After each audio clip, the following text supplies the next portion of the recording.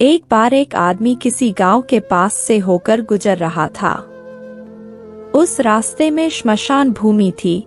उसने श्मशान भूमि में पत्थरों के ऊपर मरने वाले की उम्र लिखी हुई देखी, 6 वर्ष, 8 वर्ष, 9 वर्ष और 13 वर्ष।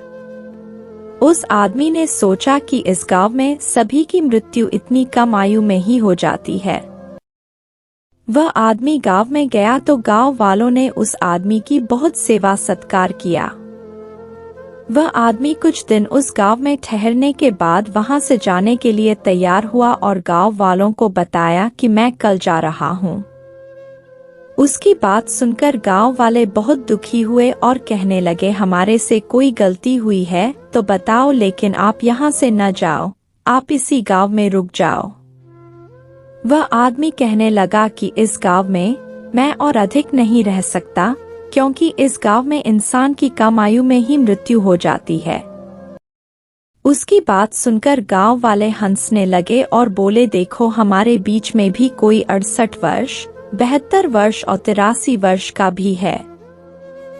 तो उस आदमी ने पूछा कि श्मशान भूमि के पत्थरों पर लिखी मृतक की आयु का क्या कारण है।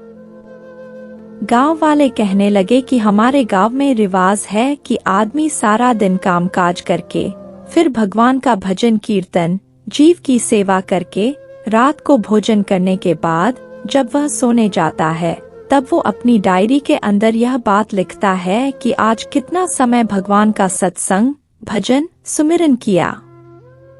जब उस आदमी की मृत्यु होती है तब उसकी लिखी हुई डायरी लेकर उसके किए हुए भजन सिमरन के समय को जोड़कर हम उसे महीने और साल बनाकर उसे पत्थरों पर लिख देते हैं, क्योंकि इंसान की असली आयु तो वही है जो उसने भगवान के भजन सुमिरन में बिताई है।